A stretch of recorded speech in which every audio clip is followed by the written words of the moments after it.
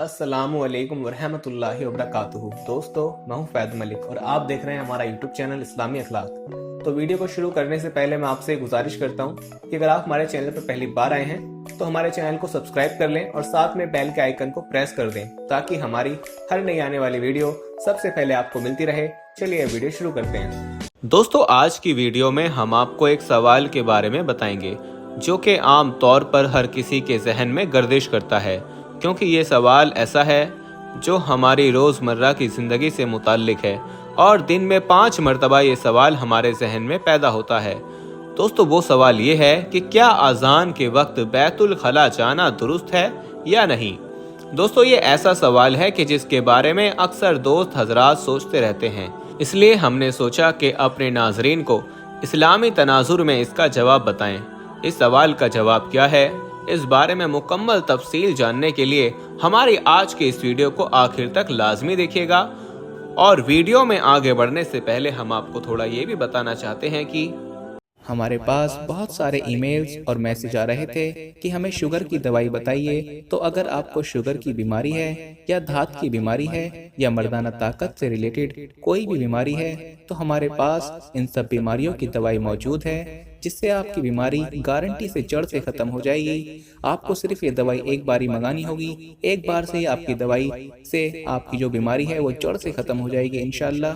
हमारे जो आलिम हैं उन्होंने इस दवाई पर पढ़ाई की है, वसाइफ की हैं। तो अगर आप दवाई मंगवाना चाहते हैं तो हम कुरियर से आपके पास दवाई भेज देंगे। दवाई के प्राइस भी ज़्यादा हाई नहीं है। दवाई मंगवाने के लिए आप स्क्रीन पर दिए गए नंबर पर व्हाट्सएप करके दवाई ऑर्डर कर सकते हैं और ज़्यादा जानकारी के लिए आप व्हाट्सएप पर मैसेज करें। दोस्तों, हम आपको ये भी बताते हैं कि अजान के वक्त बैतुल खला जाना कैसा है, लेकिन पहले आपको अजान सुनने की ताकीद और इसमें मिलने वाले सवाब के बारे में बताते हैं। इस बारे में एक रिवायत में हज़रत मैमूना रज़ी अल्लाह ताला अन्हा फरमाती हैं कि एक दिन रसूल अकरम सल्लल्लाहु ताला अलैहि वसल्लम मर्दों और औरतों के सफ़ों के दरमियान खड़े हुए और फरमाया, ए औरतों की जमात, कि जब तुम इस हबशी की अजान और अकामत सुनो तो तुम भी इसकी तरह कहना, क्योंकि हर लफ्ज़ के बदले तुम्हारे हजार हजार दर्जे बुलंद किए जाएंगे। तो हज़रत उमर रज़ी अल्लाह ताला अन्हु ने कहा, ये तो औरतों के लिए है, मर्दों के लिए क्या अज़र है। नबी करीम सल्लल्लाहु ताला अलैहि वसल्लम ने फरमाया, दुगना दर्जा है ए उमर। फिर आप सल्लल्लाहु ताला अलैहि वसल्लम औरतों की तरफ मुतवज्जो हुए और फरमाया कि अगर कोई औरत अपने शौहर का हक अदा करती है और उसकी इताअत करती है, उसका हक अदा करती है, उसकी अच्छाई बयान करती है और अपने नफ्स और उसके माल में खयानत नहीं करती, तो जन्नत में शहदा और उसके दरमियान सिर्फ एक दर्जे का फ़र्क होगा।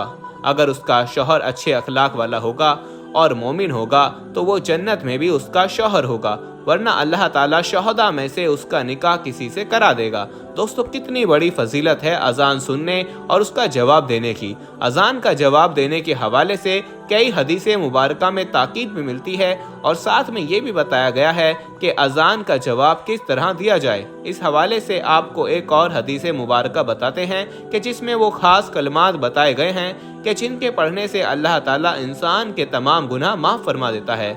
एक रिवायत में है कि मौज़िन की अजान सुनकर जो शख्स ये कलमात पढ़ेगा उसके गुनाहों की मगफिरत हो जाएगी। अशहदु अल्ला इलाहा इल्लल्लाहु वहदहु ला शरीक लहु व अशहदु अन्ना मुहम्मदन अब्दुहु व रसूलु रज़ैतु बिल्लाहि रबा व बिल इस्लामी दीना व बिहम्दिही रसूला। दोस्तों, कितने आसान कलमात हैं कि जिनको याद करने से और अजान के वक्त दोहराने से अल्लाह ताला इंसान के तमाम गुनाहों की मगफिरत फरमा देते हैं। दोस्तों, इसी तरह अजान देने वाले यानी मौज़िन की भी बड़ी फजीलत है। हज़रत अबू हुरैरा रज़ी अल्लाह ताला अन्हु कहते हैं कि मैंने रसूल अकरम सल्लल्लाहु ताला अलैहि वसल्लम को फरमाते हुए सुना, मौज़िन की आवाज़ जहाँ तक पहुँचती है उसकी मगफिरत कर दी जाती है और हर खुश्क और तर उसकी मगफिरत तरफ करता है। और अजान सुनकर नमाज में हाजिर होने वालों के लिए 25 नेकियां लिखी जाती हैं और 2 नमाजों के दरमियान के गुनाह बख्श दिए जाते हैं। बारिवायत इब्ने माजा। इस रिवायत में है कि हर खुश्क और तर चीज़ गवाही देगी, गोया इसमें जिनो इंस, हैवानात, नबादात, जमादात सभी शामिल हैं। हमें चाहिए कि अजान को मुअत्तब होकर सुने और इसका जवाब दें ताकि हम इस अजर के मुस्तहिक ठहरें। दोस्तों, ये थी अजान सुनने और देने के फजाइल। चलिए अब आपको बताते हैं उस सवाल का जवाब कि अजान के दौरान वाशरूम यानी बैतुल खला जाने का क्या हुक्म है और इस्लामी तालीमात इस बारे में क्या कहते हैं। तो दोस्तों, इस हवाले से फुक़हा का कहना है कि अजान के वक्त बैतुल खला इस्तंजा वगैरह के लिए जा सकते हैं, बिलखसूस के तकाजा जब शदीद हो। अलबत्ता बेहतर है कि अजान के वक्त ना जाएं और खामोश होकर अजान सुने और उसका जवाब दें, क्योंकि अजान दर हकीकत निदायत इलाही है और इसका अदब और एहतराम यह है कि आदमी जिस काम में मशगूल हो या जिस काम को करना चाहता है उसको रोक दे और अजान सुनकर जवाब दे, क्योंकि अजान को खामोशी से सुनने की और इसके जवाब देने की ना सिर्फ हदीसों में ताकीद मिलती है, बल्कि अजान देने, अजान का जवाब देने और अजान की दुआएं पढ़ने पर बड़े फजाइल बयान हुए हैं, जिनके बारे में आपको बतलाया गया है।